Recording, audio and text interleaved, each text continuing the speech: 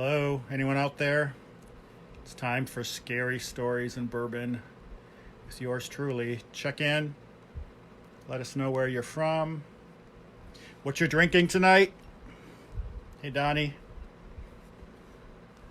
Hi, Beth. Lori.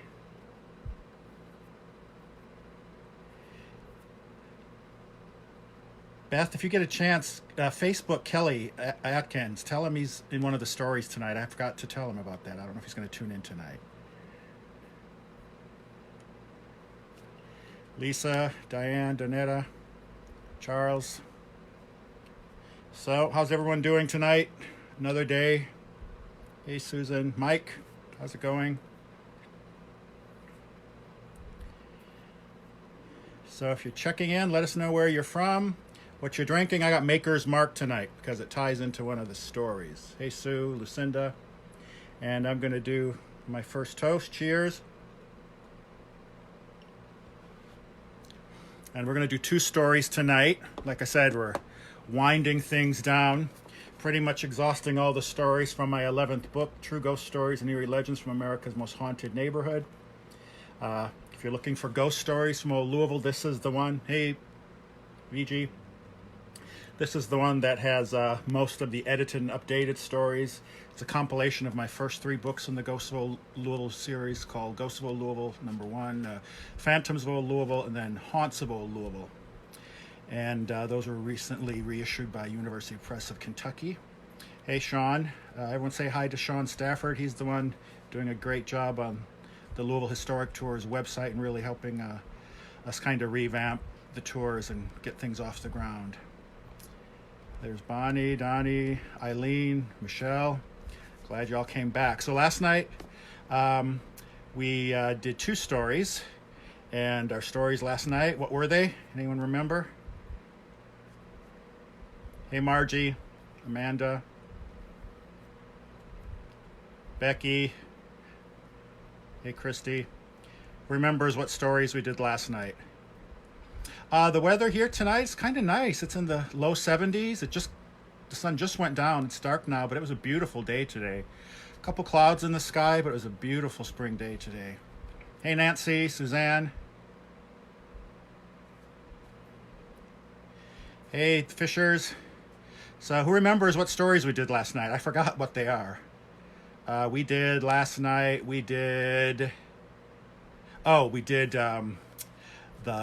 the Jewish orphans home, the little boy who had no eyes, and then the other one, we did the Ferguson Mansion, the Filson Historical Society. Okay? Hey, Cindy. Hey, Allie. So tonight we're going to start off with a story in my book. It's from the chapter called Shrieks at the St Ives. And, in old Louisville, mostly we've got old homes and mansions. For those that don't know about old Louisville, it's one of the largest historic preservation districts in the United States. There is 45 square blocks of old houses, roughly 1,400 mansions in all. So, the houses in old Louisville tend to be big, 3 stories tall, 6,000 square feet isn't out of the question for the average square footage of a house down there. But there are apartments as well. And one of the most famous is the flats at St. James Court, the St. James Court flats right by the fountain. That's where the Ice Boy haunts. We talked about him the other night. That was built in 1897, and early on, apartment dwelling wasn't kind of accepted. They kind of made fun of people who lived in the apartments. But by the early 1900s, they were kind of a regular fixture. And at the corner of Oak Street and 2nd, there's one called the St Ives. And that's right on the corner. It's a lively corner. Oak Street, you never know what's going to happen on Oak Street in old Louisville. But above the door, you can see in tile and mosaic, it's kind of green tile with cobalt blue mosaic that says St. Ives. So it's a 4-story tall building. It's been there at least 100 years, but people who've lived there have always talked about the hauntings in unlucky apartment number 13. And it usually involves strange smells, poltergeist activity, things being moved around. Very often, terrible shrieks. Seems to be a woman in pain. And the thing is, you talk to people who live in the St Ives or have lived in the St Ives, and no one really knows where apartment 13 is because supposedly, hey Ashley, supposedly they changed the number. So some people claim that they live in the original apartment 13. Others claim they live in it. Some say there never was an apartment 13. So it's kind of a neighborhood mystery. Hey Sonia, hey Taya. But I talked to a guy named Cap who had some firsthand experiences there. And hey Suzanne. And Cap was dating a woman who lived in supposedly apartment number 13 in the 1980s. And Cap was a teller at PNC Bank. And he's another one of these people who said he never ever would have believed in paranormal things until he started having strange experiences himself. So he started dating this woman, and the first time he went over to her apartment, hey Jill, she said, you know, this is a weird apartment. It's haunted, and you might see some strange things happen. And he just kind of shook his head. But after they had been dating a couple weeks, he went there. It was one morning. It was the morning of the Kentucky Derby that year. And they were getting ready to go out to the track, and he was waiting for his girlfriend to get ready. They were making mint juleps in the morning already. And he was in the kitchen. She had gone out of the kitchen, and he looked over on the counter. He heard this like scraping noise, and there he saw this bottle of Maker's Mark Bourbon just kind of slide across the counter. And that's why I'm drinking Maker's Mark Bourbon tonight. So cheers. And it slid like for 2 or 3 feet. And, you know, he tried to rationalize this. He pulled out a level, and he measured, you know, the incline of the counters, and they were straight. You know, they were perfectly horizontal. So he didn't know what to attribute this to. And when he told his girlfriend, she said, see, I told you. She said, stuff like that happens here. I've seen things move on the counter. Well, he just kind of figured there was some explanation, ignored it. But like a week later, he was there, and he said in the kitchen, a chair just kind of pulled out from the kitchen table and just skidded across the floor all the way to the other side of the room. And the same thing, he thought maybe the floor was, you know, there was a pitch in the floor or something, and he got out a level and everything was fine. And even if, you know, there'd been a couple degrees off, you know, that would account for something kind of being propelled, flying that speed across the room. So he said from that point forward, he started experiencing regular things in his girlfriend's apartment. And things would get moved.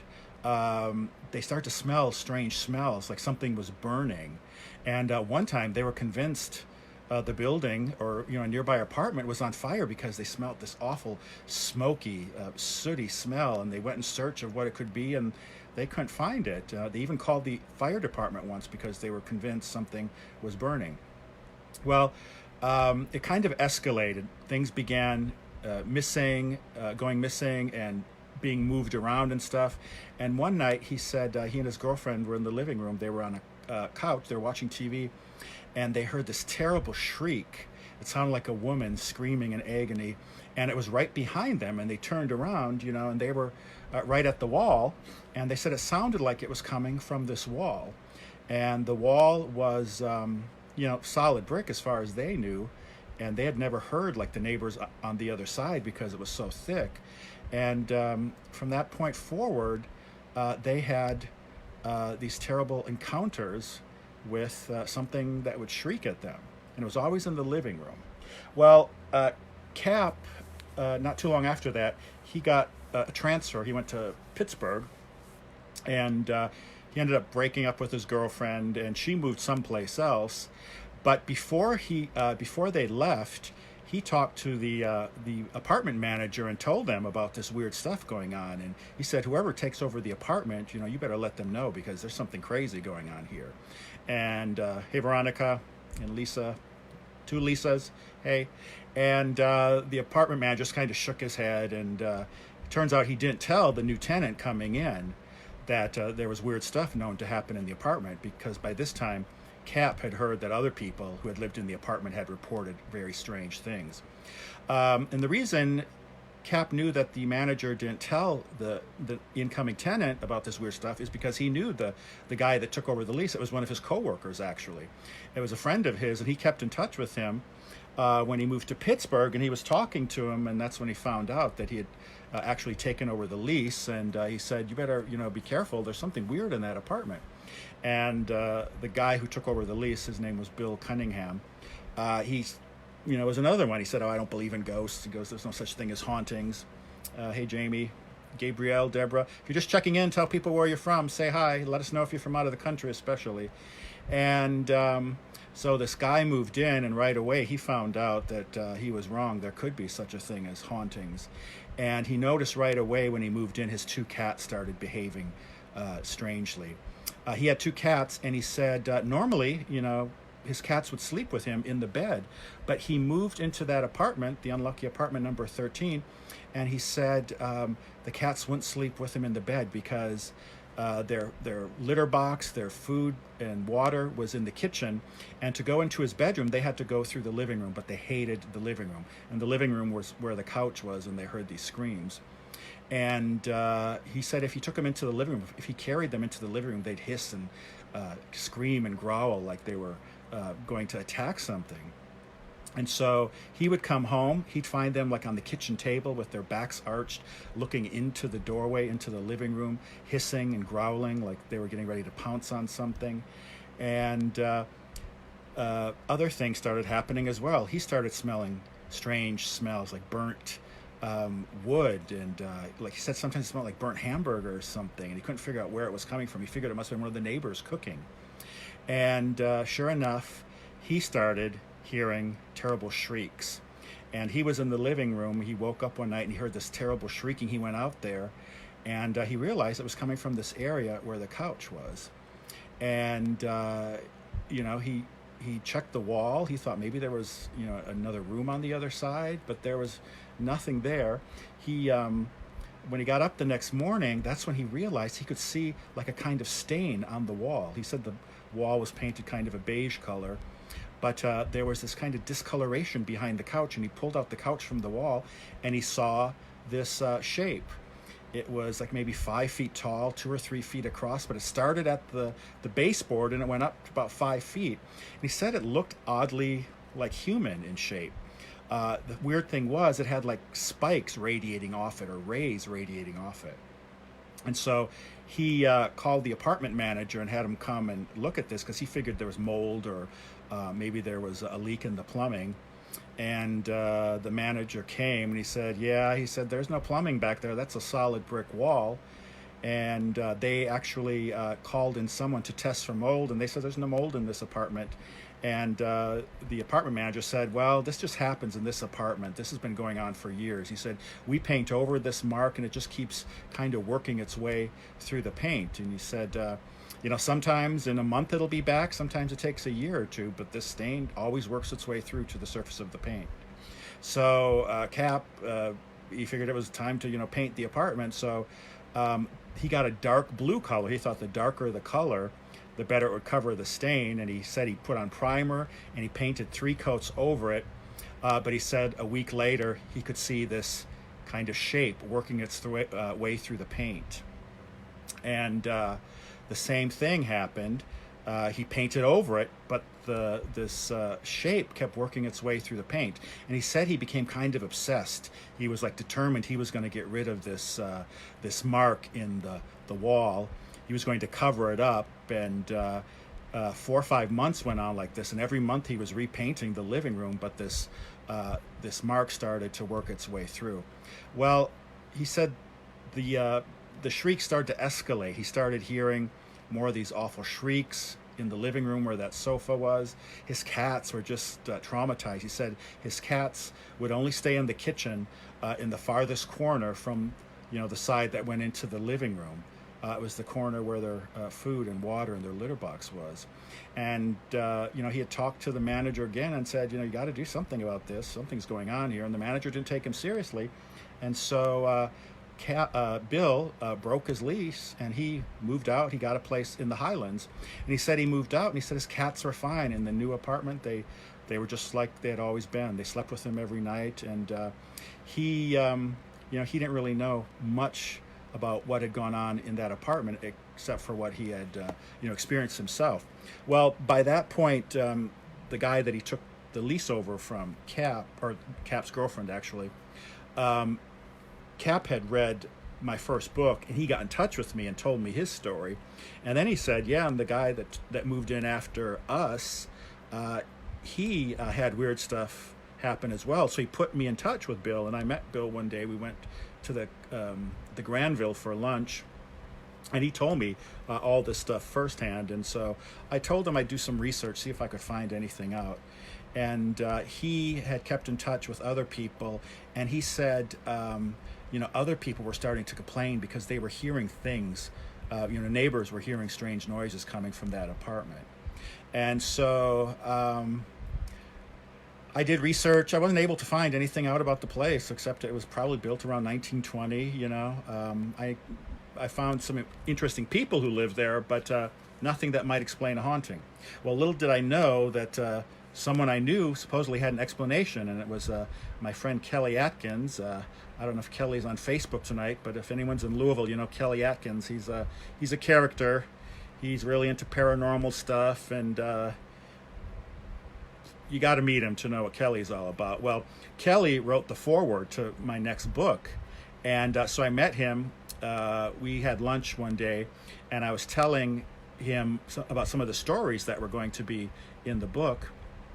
And I got to the story about the St Ives I was working on, and he looked at me, and Kelly, half the time he talks like Archie Bunker or W.C. Fields. He's always going like this, like, shaking his cigar.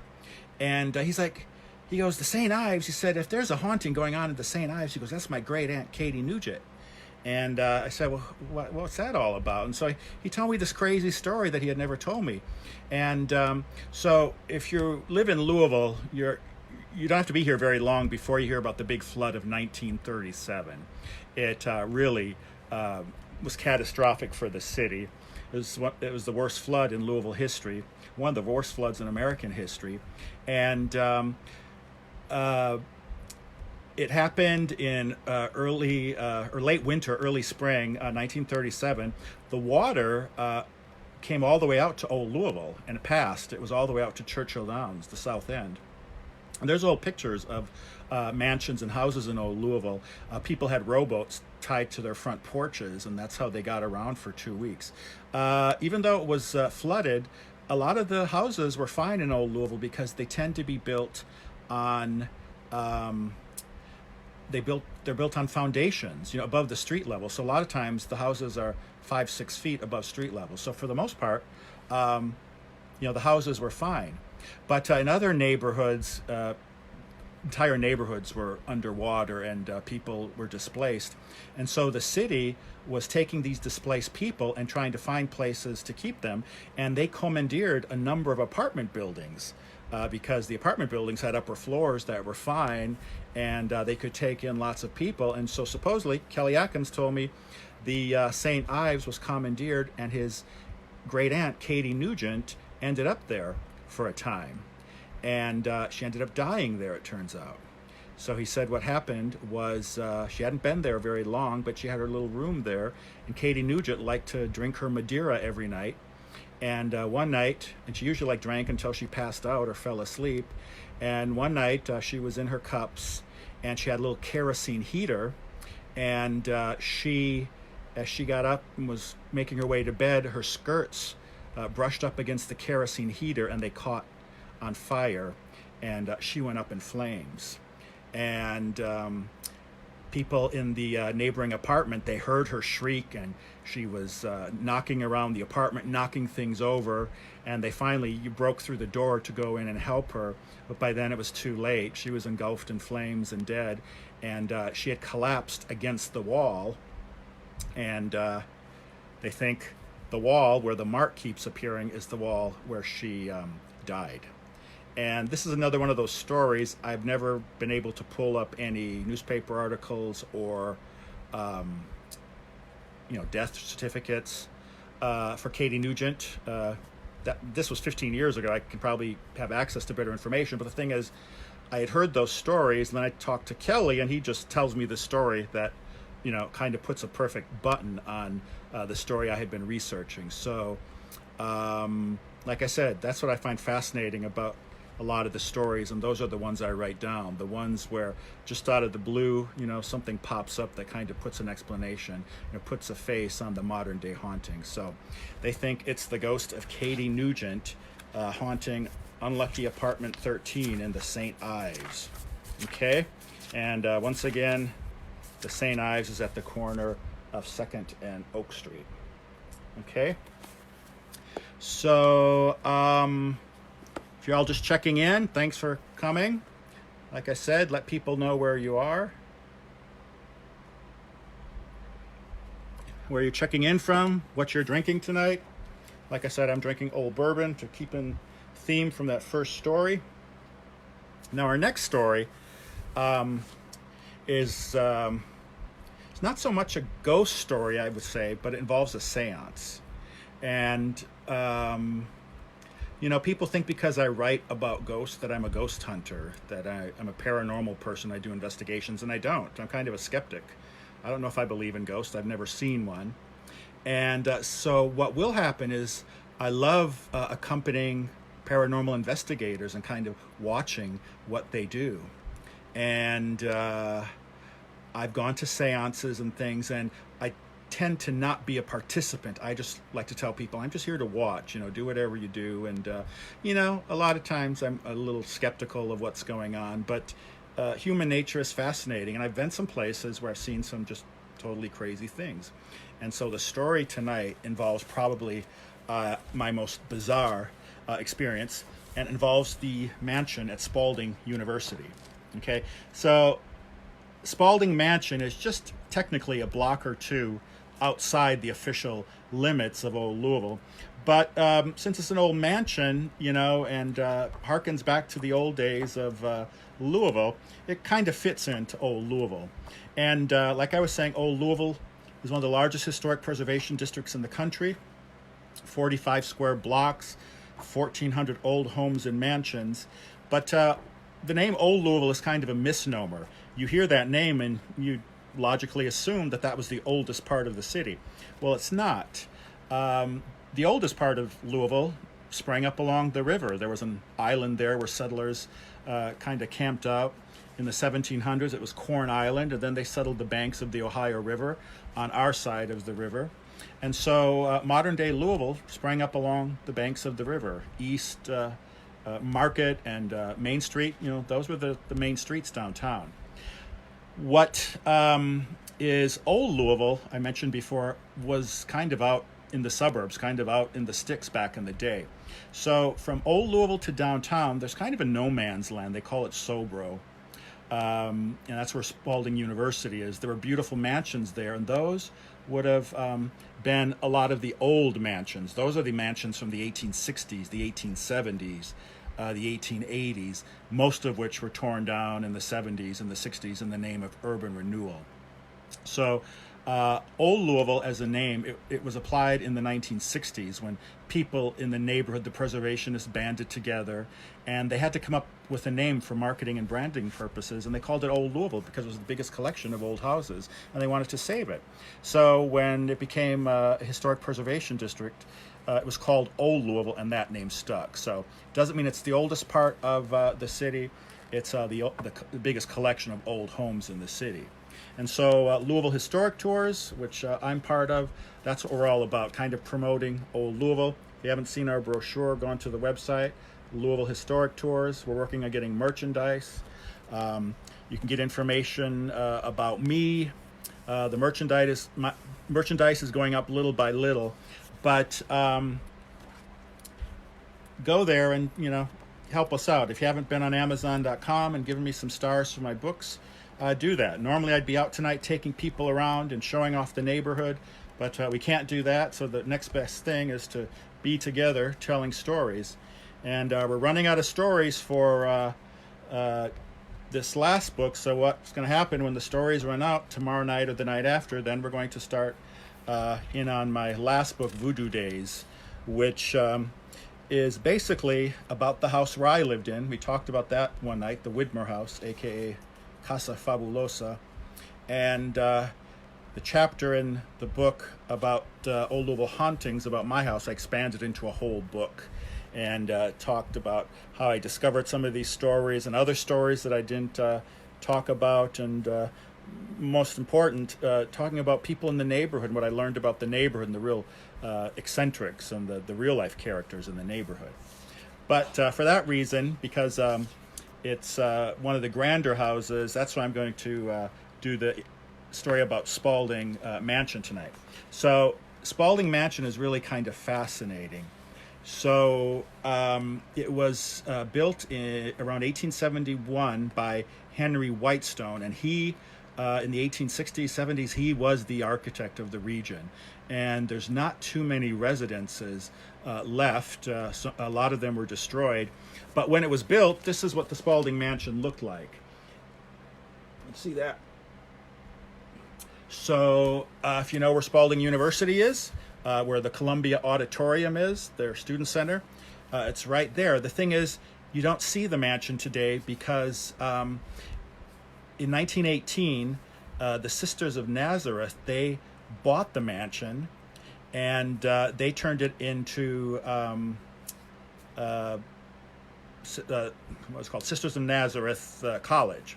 Okay, and what they did is they didn't have a lot of money, so they couldn't really afford to tear the place down and build something new. So what they did is thanks, Missy.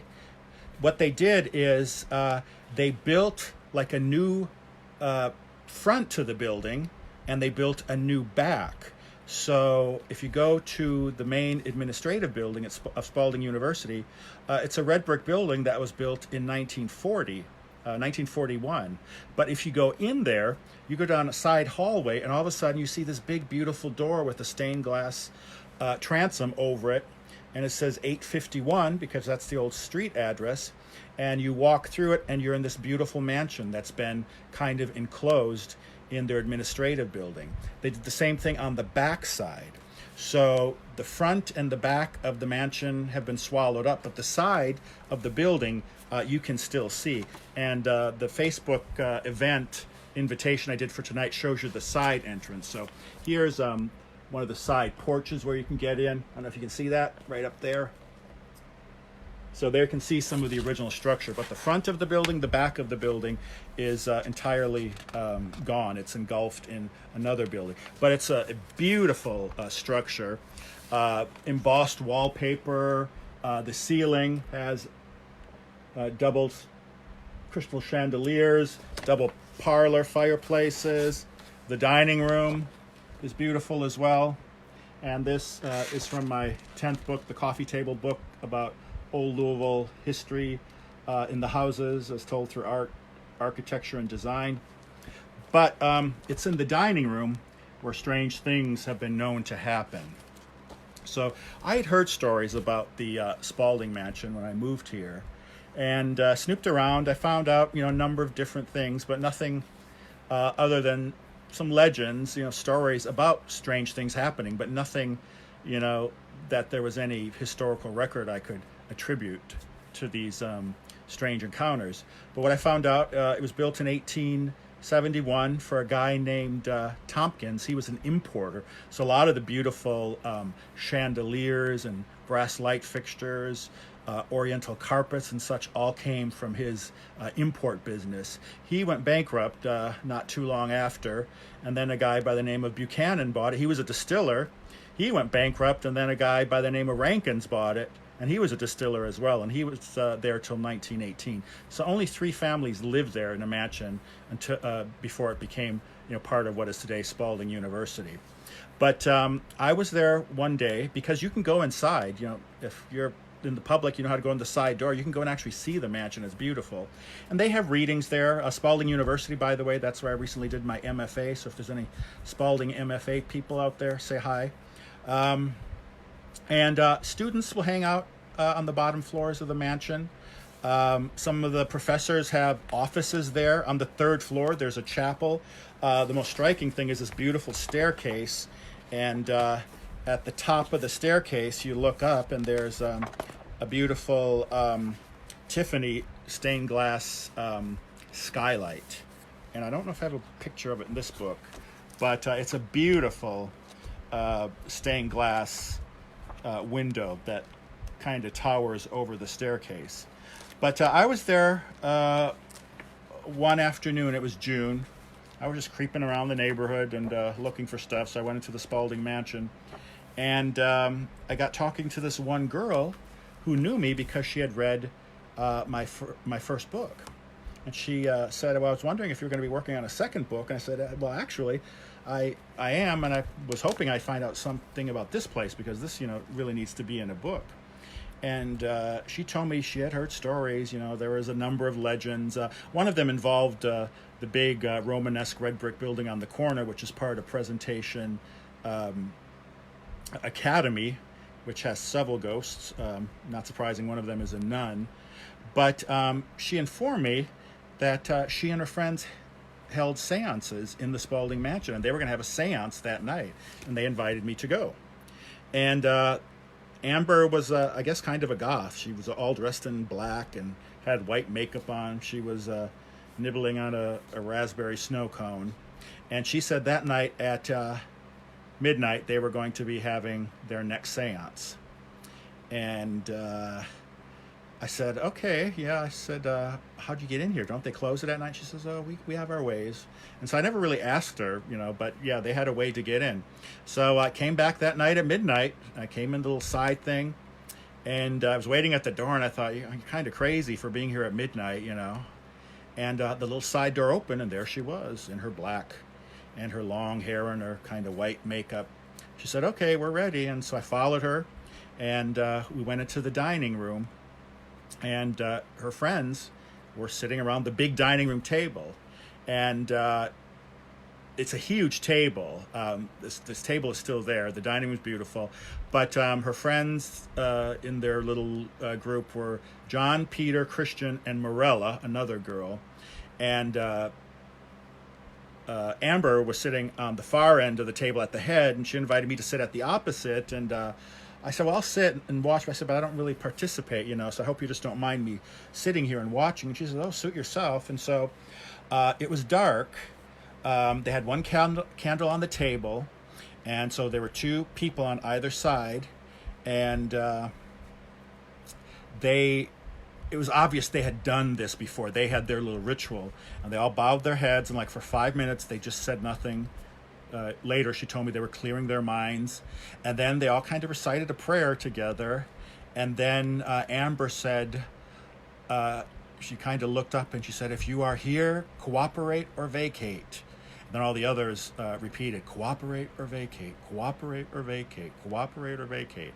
They started chanting, and I started getting a little creeped out. But then Amber got up, and then she went clockwise around the table, and she kind of tapped everyone on the head as she went by. Tapped me on the head. I wanted to say I'm not participating, but okay. When she got back to her table, then she went back the other way, tapping people on the head, and she said amen each time. And then when she got back to her chair, I realized she had something in her arms. And it was like a crystal vase. It was like about a foot tall. It was a cylinder, maybe 4 or 5 inches in diameter. And it looked like an antique. It had like etched patterns on the outside. And she set it in the middle of the table, and there was I'm reading some of the comments and trying not to laugh. All right, I'll look at them later and laugh when I'm by myself. But in this vase was like a big ostrich feather, and it was pure white. That's what I was thinking, Missy, like Duck, Duck, Goose. I thought the exact same thing when she did it. And so she set this vase with this big plumy ostrich feather in the middle of the table. And, like an ostrich plume, like the end's all poofy, and it's like, it's really airy.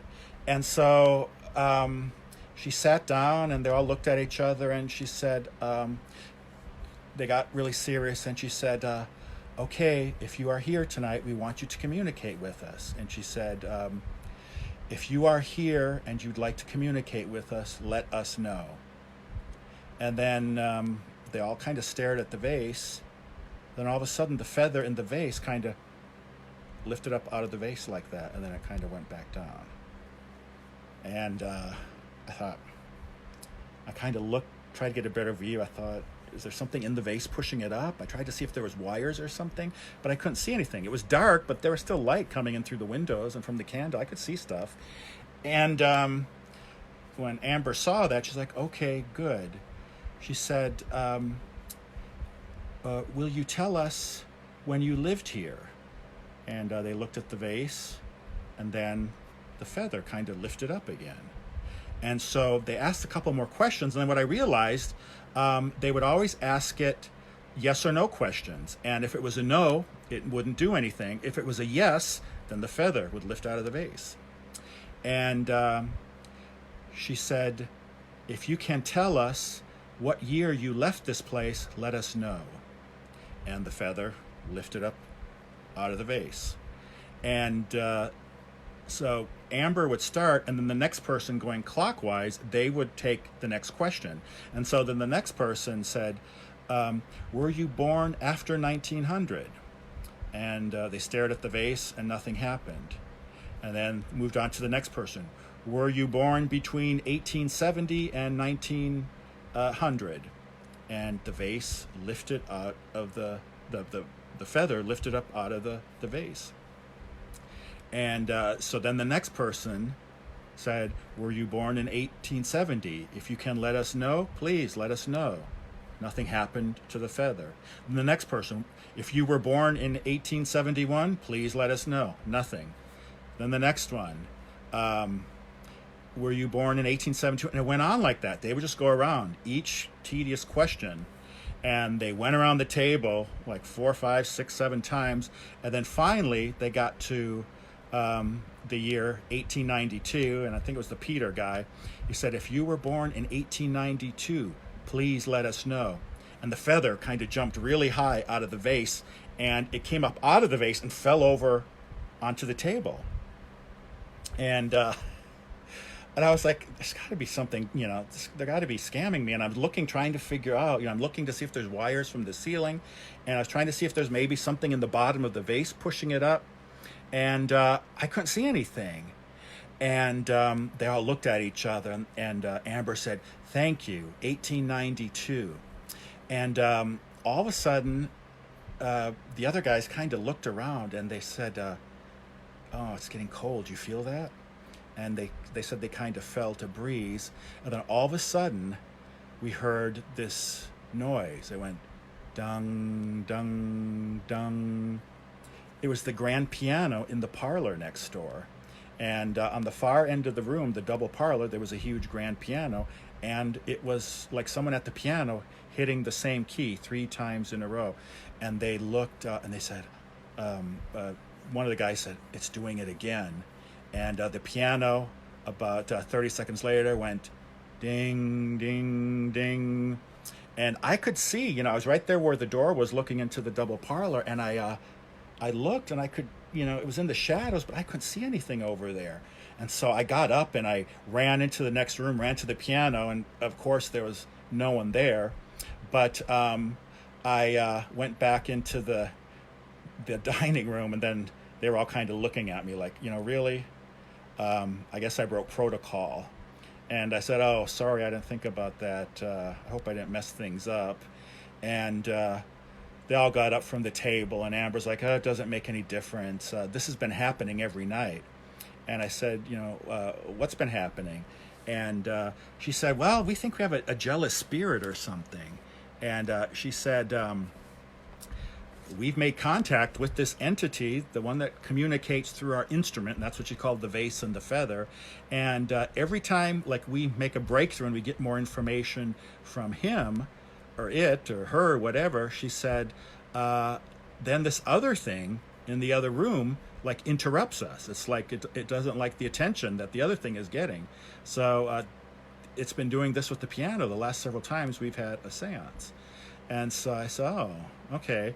Well, they were going to have a seance the next week, so they invited me back. So I guess I didn't break protocol that badly that I wasn't invited back. So I went back, and again, it was at midnight, and it was end of June. It was kind of hot out. But she was at the side door waiting for me, and we went, sat at the table. All the same ones were there: John, Peter, Christian, and Morella. And the same thing happened. We sat down. They took 5 minutes to clear their minds. Then they invited whatever was there to come and participate. She went around the table, did duck, duck, ghost one way, duck, duck, ghost the other way, and had the big, like the etched vase, put it in the middle of the table. And then they sat down, and all of a sudden, I realized the room was cold. And all of a sudden, the others, all of them looked up, and their eyes got wide. They said, "Can you feel that? The room is just really cold." And, they always say that happens with ghostly stuff, but I've had some weird things happen, but that night the room was really cold. And looking towards the one guy who was diagonal from me, I could see kind of, his breath steaming in the air. It was that cold in the room. And Amber, the leader, was the only one that wasn't fazed by it. She just kind of smiled. She said, "Good, you are here." And she said, "Will you communicate with us tonight?" And the feather in the vase lifted up and went back down. And then they went around the table and started asking it questions. And within a couple questions, they got a yes, and it was a yes to the question, "Will you tell us your name?" And when they did that, the feather lifted up out of the vase and settled back down. So then the next person, they said, "Does your name begin with A?" And nothing happened to the feather in the vase. Then the next person, "Did your name begin with B?" So that's how it was. And I was like, oh my God, we're going to be here all night. And they went around and around and around. Finally, when they got to, "Does your name begin with J?" the feather lifted up. And it was the first name. And so they kept going around, and they got Joseph for the first name. And Amber had like a notepad, and she would write all this stuff down as they got answers. And then, "Does your middle name begin with A?" And they went all the way around. It was all the way till R before they got a yes. And then it spelled out Rhodes as the second name. And then they did the same thing. "Does your last name begin with A?" No. I was like, oh God, we're going to probably be a Z this time or something. But fortunately, it was a B. And it spelled out Buchanan.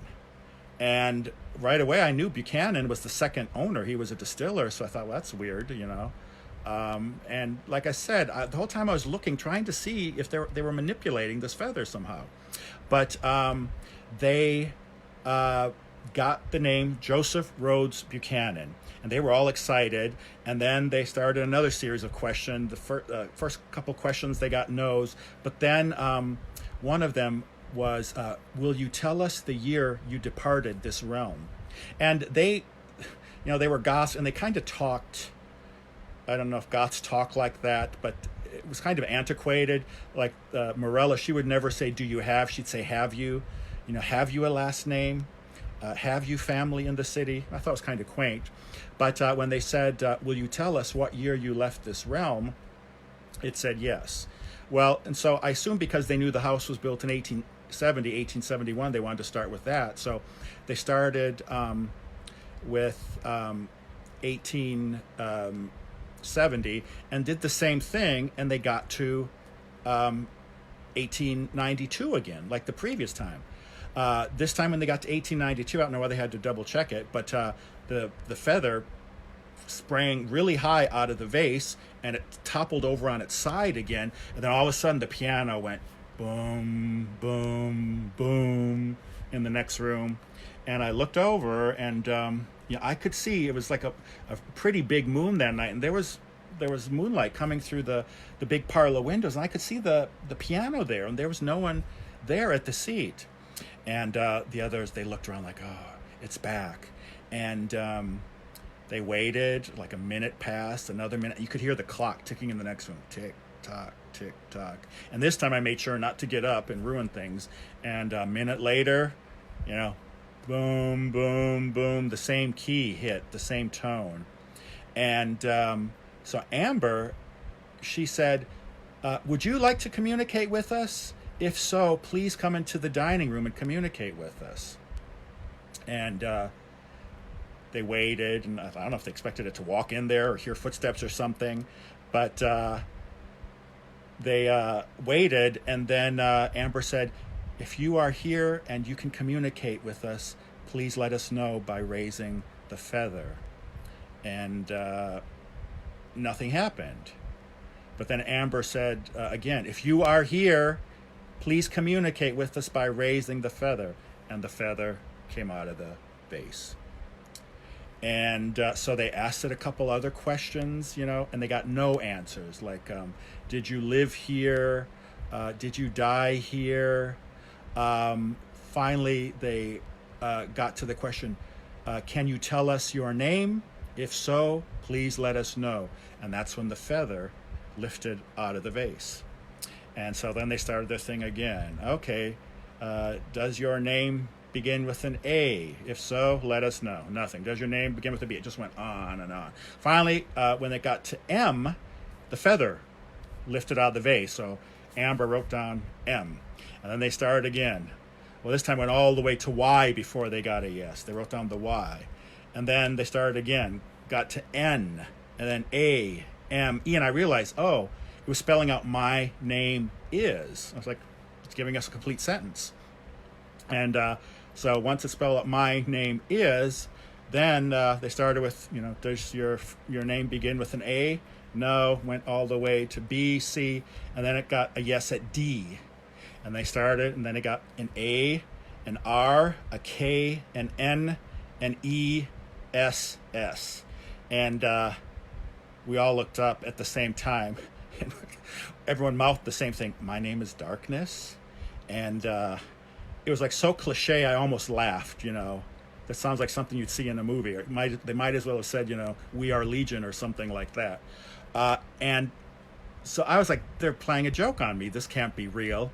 But I looked at the other four, and they were like pale. They were scared. All four of them got up, and they just didn't even say a word. They just went out of the room. They went into the hallway and went out the back door. I followed them. And it was obvious they were freaked out. And I said, why are you leaving? Didn't you want to talk to it?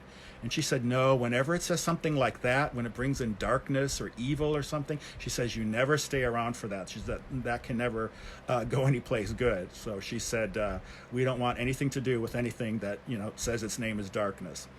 And so we kept in touch. I had Amber's phone number, and they were having another seance a couple weeks later. I was out of the country, though, so I couldn't go. But I never attended another seance. We kind of, I talked to her once or twice because I found information to give to her, but nothing really happened at the seances that I know of, except they said one night, that night I couldn't make it, they had the seance, and they were able to get the thing to say that it had actually been in the house at one time. But from what they could tell, it said it had died in 1892. Okay, and they got the name Joseph Rhodes Buchanan. So once I had that name, I did research, because I knew Buchanans had lived there, but I couldn't find any Joseph Rhodes in the family. And Buchanan's kind of a common name, so who knows? But I did research. What I did find out was there were lots of stories. People had kind of oral traditions of seances taking place at that table, back in Victorian times. And supposedly there had been a mummy unwrapping there at one time. And in England, mummy unwrappings were really popular. They were in Egypt. They were finding so many mummies that they would grind them up into sawdust and make paper out of them. Wealthy Victorians, it turned into a parlor game. You get a mummy and unwrap it and see what was there. Often they'd rent out entire auditoriums, and people would buy a ticket for £5, and you'd go there and sit, and the scientists, the doctors, would kind of comment as they were unwrapping the mummy. And supposedly it happened in the United States as well. And there's several accounts of mummy unwrappings happening in Louisville, and supposedly one happened at the Spalding Mansion at that dining room table. So that's kind of creepy. But so I found out some information about seances taking place there, mummy unwrappings. That just adds a little to the creepiness factor. But I was at the library one day, and I had been doing research, and I did find a Joseph Rhodes Buchanan on the internet. Remember, this is like 15 years ago. You couldn't find as much stuff on the internet as you can today.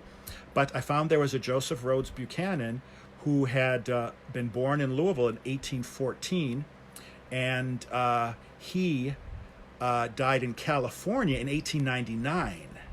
So that's close to 1892, but I don't know where the 1892 part came in, if it's even connected. But what I did find out is he is the man, he was a doctor and a scientist. He was the man who supposedly invented the term psychometry. And psychometry, supposedly in 1844, he came up with this term. Psychometry is the measuring of the soul. And he's supposedly the one that came up with this idea and that term in 1844. And so I went to the library. I thought there's got to be something. If he's local, if there's any kind of local connection, there's got to be something. And I don't think they have them anymore at the Louisville Free Public Library, but what I used to love is they used to have these shelves full of these like legal boxes, these green cardboard file boxes. And at one time, probably in the 20s and 30s and 40s, they were just taking newspaper articles on different subjects. They'd cut them out of the paper and they glue them, glue them to black construction paper, and they'd put these, pieces of construction paper with these articles glued to them in these files. And it was all, from A to AU, AU to AW. They had, like, for every letter, they had just hundreds of these files. And I would find lots of great information in these files, like about the gypsies in Louisville. That's where I found out about the gypsies in Louisville. That's where I found out about Jenny Bowman, the Phantom of Brook Street. Well, so I hadn't been in these files for a while, so I went and I thought, well, I'll see if I can find about Buchanan. And there are a lot of different Buchanans. Like I said, it's a common name. But I came across this one piece of black construction paper, and it had a typewritten page glued to it, and it looked like someone had taken a page from it was a Louisville biographies or a state biography. Someone had taken the entry from the biography and they had just transposed it and typed it on the page and put it on this black piece of construction paper. But it said Joseph Rhodes Buchanan, 1814, 1899, noted scholar, scientist, and writer on the occult. And he was an occult person, it turns out. And they said when he died, back then it was very common practice to measure a person's brain and weigh their brain. And his brain, they said, was a lot bigger than the average man at the time. So that's kind of weird, that he was an occult person, supposedly. His brain was huge. So maybe he managed to transcend those 7 years of discrepancy between 1892 and 1899. Maybe got confused, Ghosts can get confused as well. But isn't that creepy that they had this seance and they got an actual name, and then I find out something, about this person being involved in the occult, and supposedly a history of seances in this room. So, like I said, I was very suspicious the whole time. Half the time I was like, they've got to be pranking me somehow. I tried to figure out what they could have done. Actually, the second time when we left, she had the vase with the feather with her. I said, can I see this? And she said, yeah. And it was just a vase with a feather in it, So I don't know how they were getting that feather to move the way it was. But I sat in on a couple other seances. It was pretty boring. Nothing happened. But that, like I said, is one of the freakiest things that I ever witnessed. And that's that. So those are our stories for tonight. So tune in tomorrow night. I think tomorrow night we're going to do the house in Old Louisville, the murder house on 4th Street. Unless I can scrounge up another story or two. But watch for the invite, the Facebook Live event tomorrow. But looks like in a couple days we're going to start the Voodoo Days saga, and we'll check in every night, and I'll probably laugh a lot as I'm reading this book because there's so many goofy parts, there's so many funny people. But we can read, and if you have the book, you can read along, and we can do like a little discussion afterwards. You can ask me questions, and some of the people in the book, you'll actually be able to ask questions because they're tuning in every night. And a lot of these names that you're going to hear, you can talk to these people and ask them things. So that's that for tonight. So hope everyone's doing really, really well. We've got another day under our belts, so hang in there and take care of each other. Have a bourbon before you go to bed. And like I said, if you haven't been able to help us out on Amazon by giving my book a good review, could really appreciate use that help. Like I said, there's a neighborhood curmudgeon kind of trying to ruin my ratings on Amazon.com. If I get a couple more 5-star reviews, I can get it back up to a 5-star average. But go to Louisville Historic Tours, check out our website, check out the merchandise. Like I said, the merchandise is going up slowly. But what I'm thinking of doing, I'm really looking forward to the Voodoo Days get together every night. Maybe in a couple weeks, we can come up with like a T-shirt that said like I spent the pandemic in the Magic Library or something. We can do like a group T-shirt to commemorate all this time together. Because I'm thinking, we should probably get at least 4 weeks out of this if you're in it for the long haul. So if you have any ideas of slogans we could have for our T-shirt, let me know. But I'll talk to some design people and see if we can come up with something. That'd be like a good souvenir to have. All right.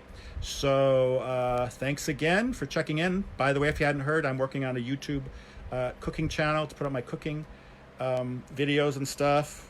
Got to learn a lot more about videos and stuff, but I am learning. So hopefully in a couple weeks, that YouTube channel will have some cooking clips up for the people who've been asking. And our Louisville Historic Tours YouTube channel. If you've missed some of the previous Facebook Live episodes, 1 through 7, they're all on our Louisville Historic Tours channel on Facebook. Thanks to Sean Stafford for doing all the work on that. But any last minute questions? I can read some of the things coming in now. Yeah, I think the T-shirt idea is a good idea too. Yeah, good. Well, I'll think about it, but check in tomorrow night. I'm really looking forward to telling the story about the house in Old Louisville, because there's not just a murder there. There's a lot more that went on in this house, the old Richard Robinson house that was built in 1898. Other deaths took place there. It was haunted, they said, back in the 20s, 30s, 40s. It involves a lot of neighborhood characters and maybe a sex dungeon, that always makes things easy. And then glitter balls. If you're from Louisville, a lot of people know one of our nicknames is Glitter Ball City. At the height of the disco craze, 95% of the world's disco balls were made in Louisville, Kentucky. And if you didn't know that, well, now you do. And if you didn't know where the patent came from, it was a Kentucky person who invented and patented the disco ball in the early 1900s. So not surprising, we've got a disco ball connection here. And the way it's shaping up, the title of my book, which is now called The House in Old Louisville, the working title, is going to be Murder in Glitter Ball City. So we're going to kind of tie into some of the strange things in the city that deal with trivia and are kind of dark and seedy side.